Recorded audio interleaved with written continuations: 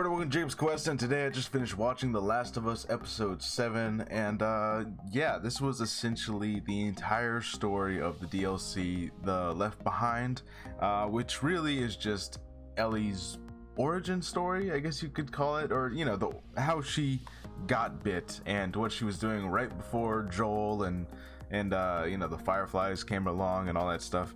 And yeah, we actually learn quite a bit more about how Fedra and the Fireflies and this academy that they were going to, and how all of that kind of works, because when you're playing the game you get sort of a vague idea of how the whole Fedra system even worked or why they're such bad guys.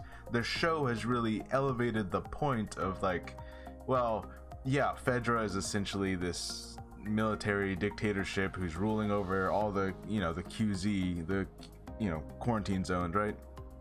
But at the same time, they are kind of the only reason that anyone here is alive, you know? And then you have the Fireflies who are trying to like kind of bring a sense of democracy back, I suppose, or at the very least that's what they say. And you have Ellie and Riley, is it Riley? I almost forgot the character's name. I think it's Riley.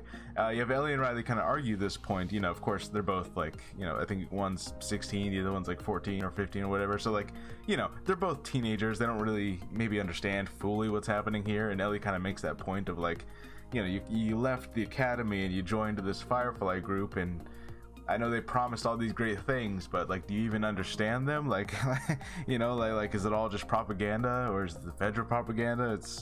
It's just two groups of people. Like, who knows exactly how, you know, full of shit either one of them are, or both of them are. So, you know, we get a little bit of interesting backstory there about what that situation is. Not that it really matters to the overall thing that we're doing here with, you know, getting Ellie to the Fireflies and Joel and their relationship. Not that any of this Fedra stuff really matters to that, but, you know, it is cool that we're doing some world building. We're kind of like exploring it more than I felt like it was really explained in the games. But yeah, so we have Ellie and Joel is obviously, he was stabbed last episode and he's been in this cabin, and this is the immediate aftermath, and she is going through the house trying to find something to clean it or sew it up or something, right? And that's really all that happens in the present day sense of the story. She finds some thread and she starts sewing it up, and, you know, we kind of get the story as to the big speech she gave last episode about how everyone she's ever known has either died or left her except for Joel, and why it's like she can't let one more person you know, leave her, you know, or die on her watch, you know. So it's like, and we really just get this whole tragic story of her and Riley, and that was her best friend, and then she left, and then she came back, and then they have like this amazing night through the mall. And I do have some issues with this, and it was probably the same way in the game, so it's not like it's exclusive to the show, but Riley says that she went through the mall and she's been here for days. She's on a stakeout mission for the or just not a stakeout mission, but just watching all the equipment, all the bombs that they've created for the Fireflies, and she's just posted out there. She's been there for days. She's been getting everything to work. She's been rigging the quarter machine open for the arcades and stuff. She's made all kinds of noise. I have to imagine, you know, like this is not the first time that she's made sure all the machines can turn on, right? She planned this entire night ahead of time, but only now is, you know, one of the infected waking up. You know, only now, when it would be the most tragic moment to wake up, is one of them attacking, right? So I just thought it was kind of funny that, like, well, she's been here for days. One, surely she looked everywhere, right? Like, you would think she would, right? But I guess she did not check every store, right?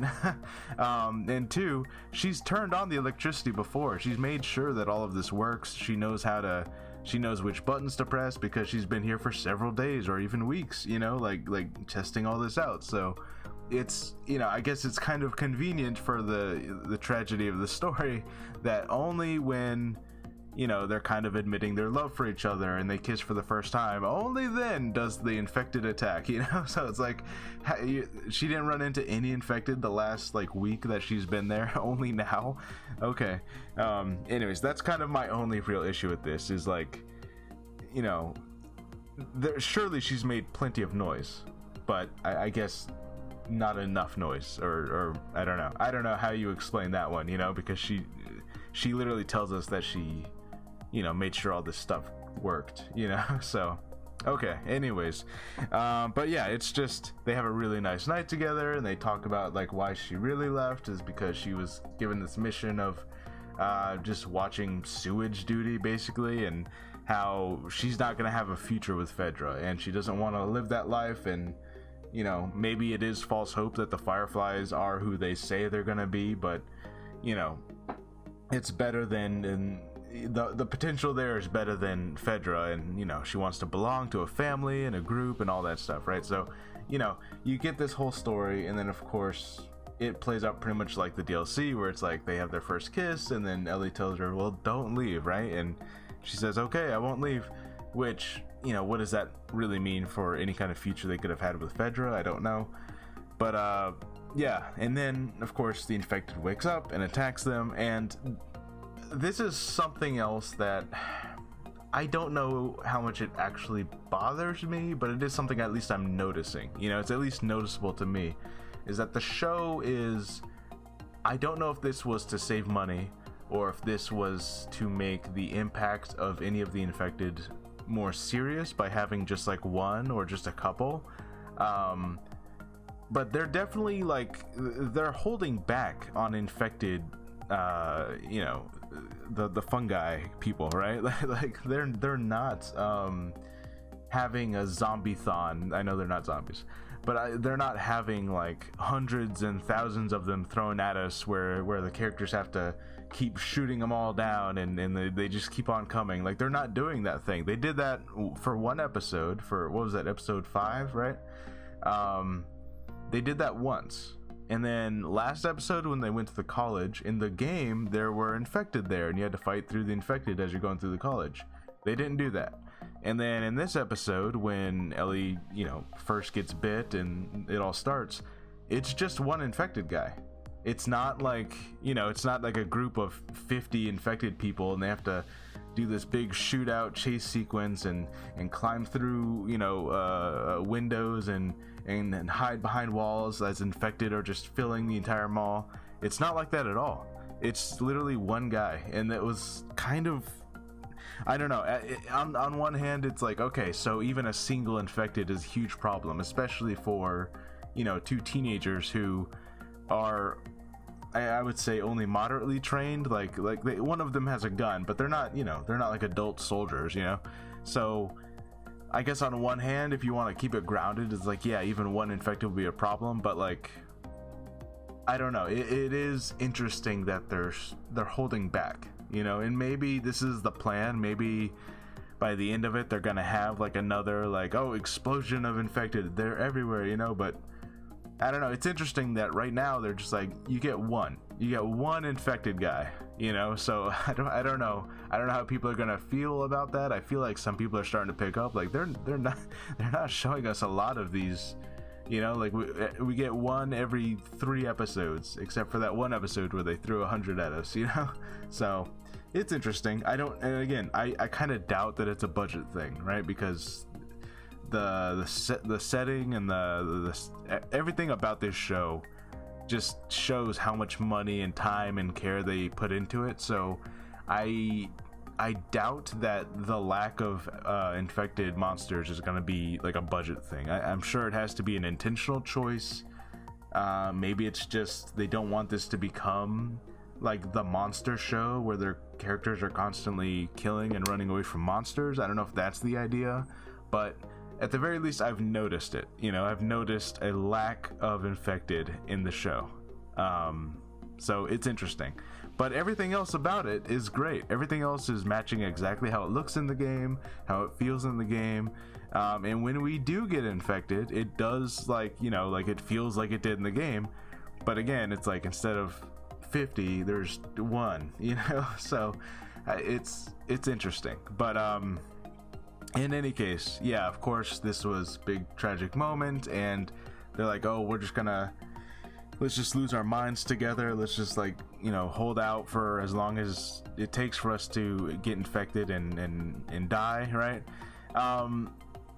Now something interesting else is here, that if I remember correctly, and I might be misremembering this, in the DLC for the video game, we don't actually see the end result of you know, we see them both get bit, and they're very much like the TV show. They're sitting there like, oh, let's just, you know, wait it out, lose our minds together, right?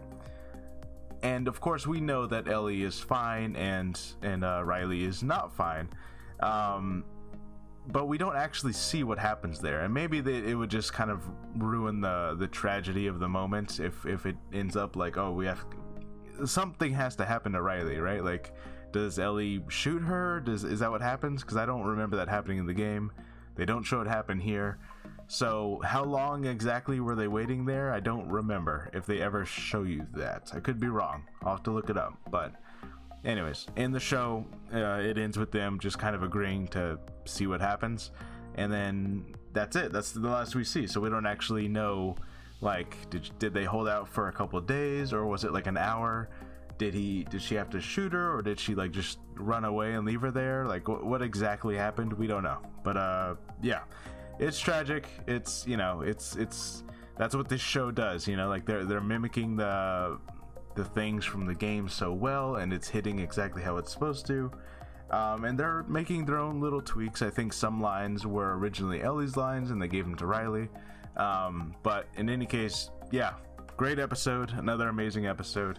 The thing that impresses me most of all, more than anything, is like how accurately they're able to capture the exact settings from the show, like from the game. It looks exactly like the video game. It's crazy that they were able to get it so exact, you know. But yeah, that's pretty cool. Anyways, let me know what you guys think about this. Let me know how you feel about, I don't know, the lack of infected. I think right now that's maybe one thing where I'm like, it's an interesting choice. I can see that it might bother some people because, you know, at the end of the day, some people want this to be more of a horror story, you know, or at least have more horror elements and like show the scary, you know, like let it happen. But we get like one, you know, so I don't know. I can feel that bothering some people. And yeah, also, how did that infected not wake up a couple of days ago? But that's not really the show's fault. That's kind of, you know, like that's also what happened in the game, right? Like, surely the infected would have woken up in the last week that you've been here. Yes? No? I don't know. Anyways, let me know what you guys think, and I'll see you guys next time. Bye.